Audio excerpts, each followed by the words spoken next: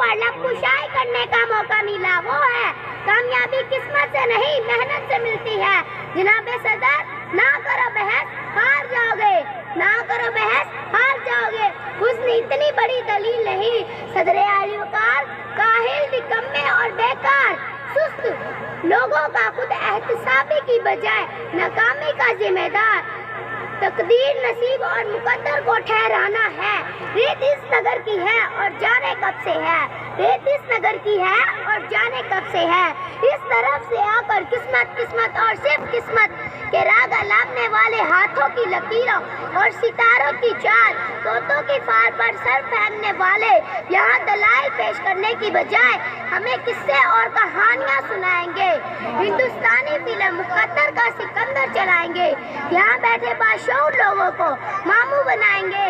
لیکن میں یہ ثابت کروں گی کہ کامیابی قسمت سے نہیں محنت سے ملتی ہے، کیونکہ پھول یوں ہی نہیں کھلا کرتے، بیج کو دفن ہونا پڑتا ہے۔ صدر اعلی وقار کامیابی اجتماعی ہو یا انفرادی، دنیاوی ہو یا آخروی، اس کا تعلق صرف محنت سے ہے۔ انسان کے جسم کے اعضاء کی پیوندکاری کرنے میں کامیاب ہوا تو وجہ قسمت نہیں محنت تھی، اور جب پاکستان 14 اگست 1947 کو دنیا کے نقشے پر اترا تو کامیابی تقدیر یا نصیب سے نہیں تھی، بلکہ تحریک پاکستان میں شامل لوگوں کی محنت اور صرف محنت تھی۔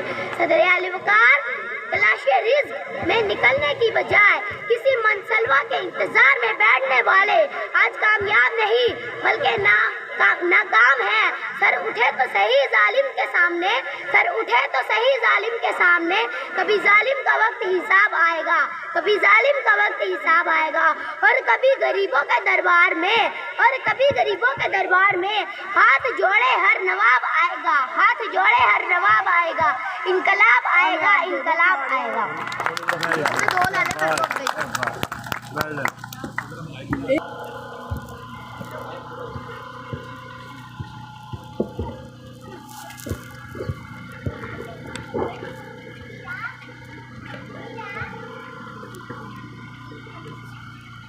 صدر جی وقار، قابل احترام پرنسپل صاحب، محترم اساتذہ اکرام، میرے ہم مکتب اور ہم جماعت ساتھیوں، السلام علیکم۔ مجھے آج اس موضوع پر لب کشائی کا موقع ملا ہے، اس کا عنوان ہے حضرت محمد صلی اللہ علیہ وسلم کا یوم ولادت۔ میں اپنے پاک پروردگار کی شکر گزار ہوں جس نے آج مجھے یہ موقع عطا کیا ہے، اور میں اپنے نبی مکرم آقا نامدار حضرت محمد صلی اللہ علیہ وسلم کی شان اقدس میں چند الفاظ کہنے کی جسارت کر رہی ہوں۔ میں مانتی ہوں کہ دنیا کے سارے درخت قلم بن جائیں، میں مانتی ہوں کہ دنیا کے سارے درخت قلم بن جائیں اور سمندر کا سارا پانی سیاہی بن جائے، تو بھی آپ صلی اللہ علیہ وسلم کی شان اقدس کو کی شان اعلیٰ مقام کا احاطہ نہیں کیا جا سکتا۔ جیسا کہ شاعر نے کہا ہے، ہر عبادت سے پہلے ہر انتہا کے بعد، ہر عبادت سے پہلے ہر انتہا کے بعد ذات نبی بلند ہے، ذات خدا کے بعد۔ اس دنیا میں احترام کے قابل ہیں جتنے لوگ، اس دنیا میں احترام کے قابل ہیں جتنے لوگ، میں سب کو مانتی ہوں مگر مصطفیٰ کے بعد۔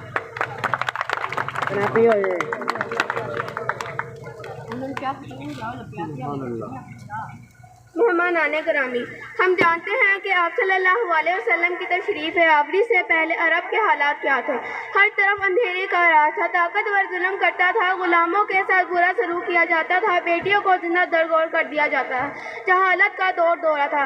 اور کون سی برائی تھی جو وہاں نہیں پائی جاتی تھی؟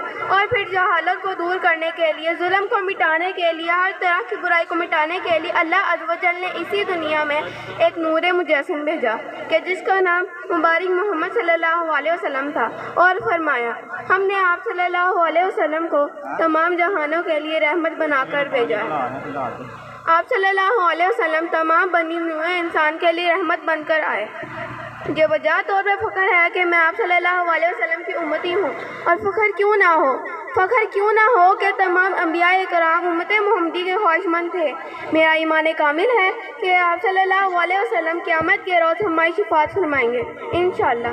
جناب ذی وقار، میری ناقص سوچ اور زبان اس بات کی متحمل نہیں ہو سکتی کہ میں آپ صلی اللہ علیہ وسلم کی شان اقدس کو بجا طور پر بیان کر سکوں۔ اللہ عز و جل میری اس ناقص کوشش کو قبول فرمائیں، آمین۔ اپنی اس جسارت کو ایک شعر پر اختتام کرتی ہوں۔ میں فقط خاک ہوں مگر محمد صلی اللہ علیہ وسلم سے نسبت میری، میں فقط خاک ہوں مگر محمد صلی اللہ علیہ وسلم سے نسبت میری، یہ ایک رشتہ ہے جو میری اوقات بدل دیتا ہے۔ شکریہ۔